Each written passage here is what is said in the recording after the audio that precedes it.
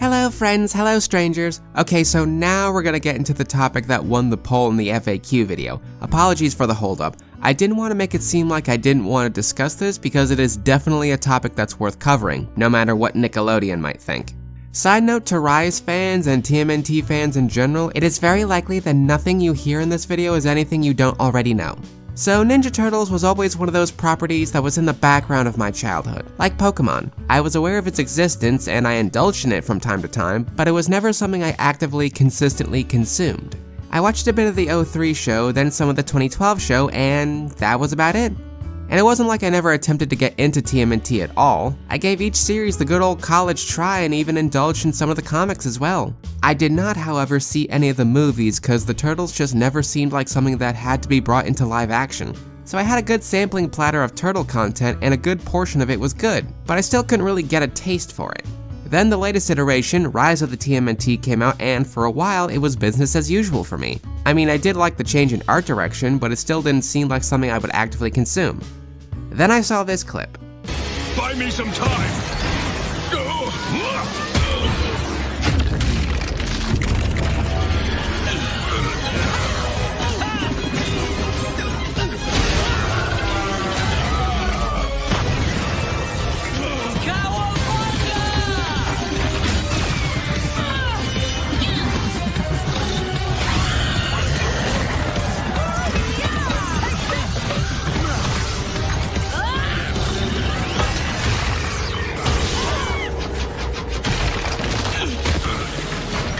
After that, I had no other choice than to consume more of this cartoon. And after having consumed Rise of the TMNT in its entirety, save for the Netflix movie that's coming out next year, I can safely say that it's my favorite iteration of Ninja Turtles to date because, oh my god, it hits so many spots for me. Dynamic, expressive art direction, clever and snappy dialogue, episodic storytelling with the more plot-heavy elements reserved for special episodes rather than making it all some tedious serialized slog, some of the funniest writing I've heard in any cartoon fucking ever, and, most importantly, it's not taking itself too seriously. It's just being its own thing and having fun. It's full of laughs, it's full of action, and interestingly enough, it's full of heart.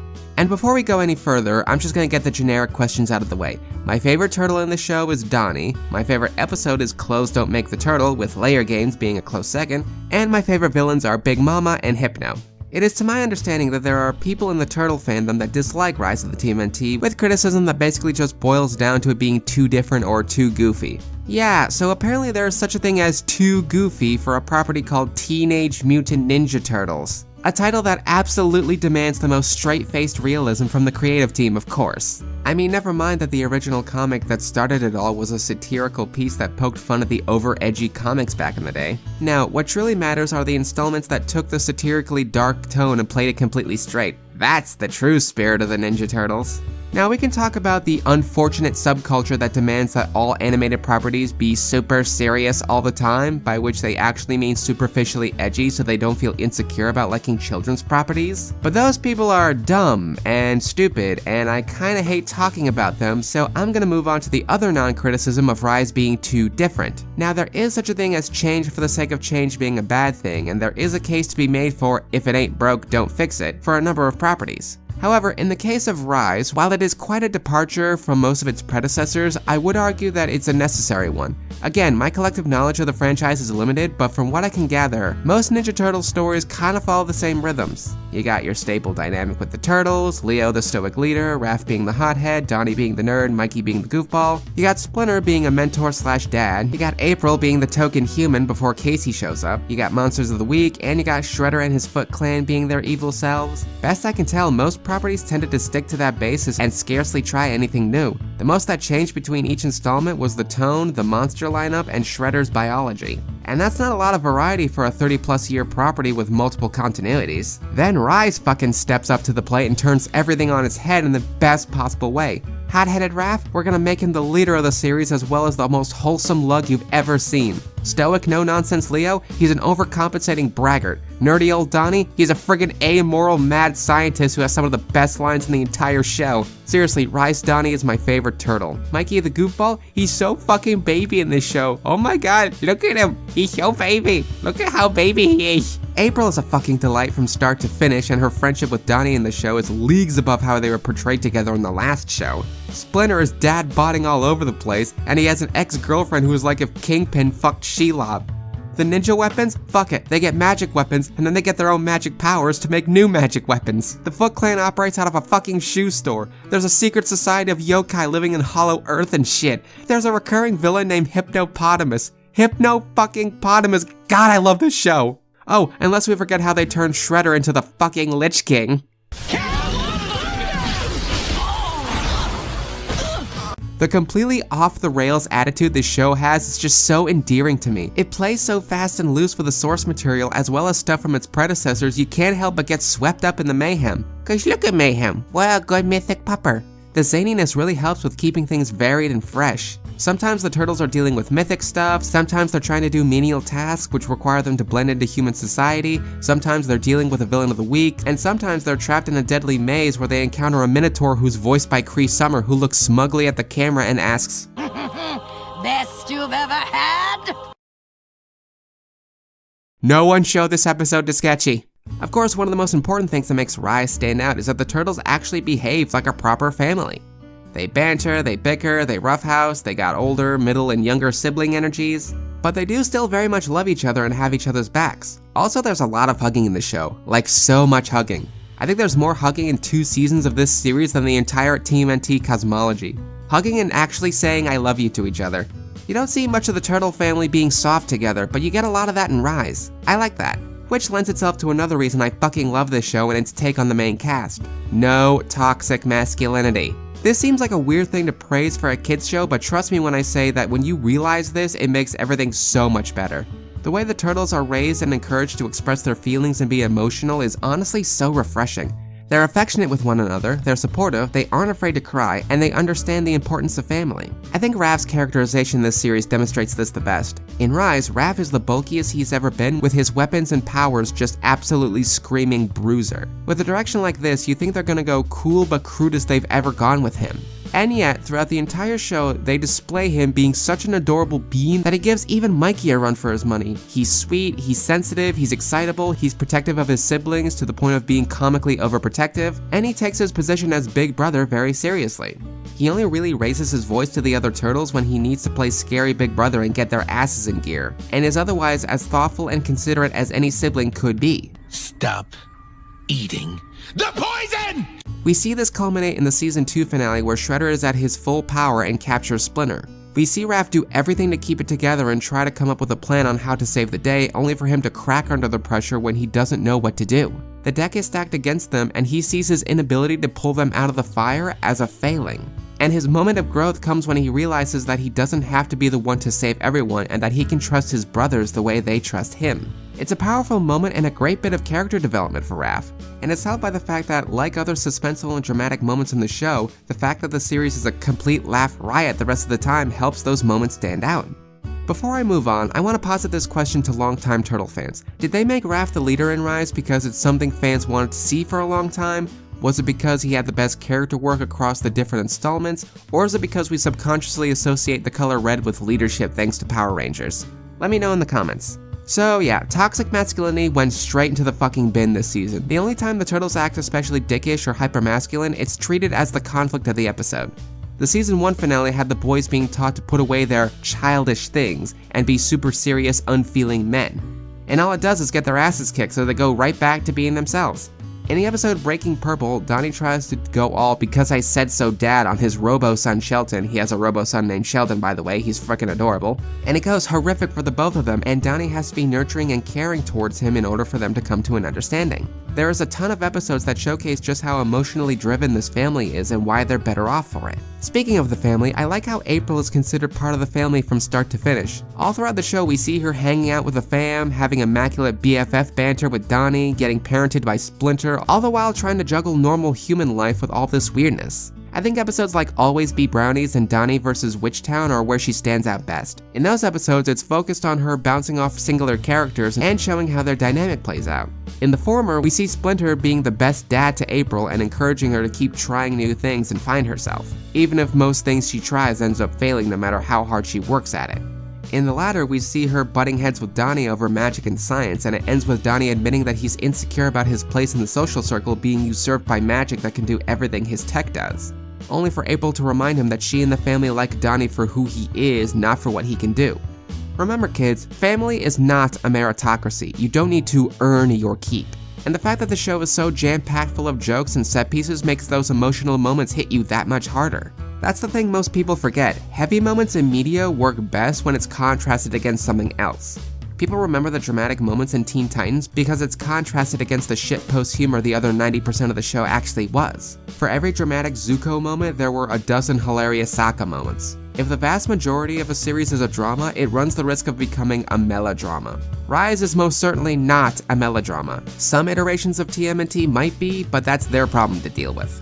Of course, in spite of all of this, there are those fans who say Rise of the TMNT is too different or too cringy in its humor, or complain that April is a black girl and how their problem with that totally isn't racist, no for realsies, and all that other tripe. And it kills me that these people are so short-sighted in their criticism. Especially when there are more valid, actual criticisms to be made about the show.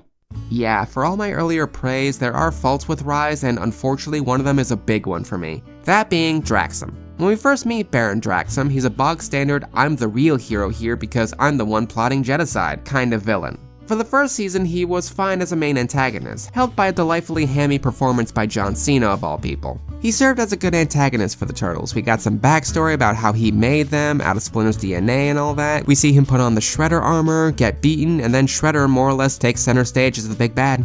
Now, where this all goes down the plug hole is everything that happens after this point, because when next we see Draxum, he's all set up for, you guessed it, a redemption arc. And not a good one. A Steven Universe level redemption where the villains feel no remorse for their actions until the apologetic hero sucks their toes long enough. Even after being beaten by the Turtles and duped by the Foot Clan, Draxum is still very adamant about his desire to destroy all humans and is unapologetic in his nasty behavior towards the Turtles, Splinter, and April during all of this.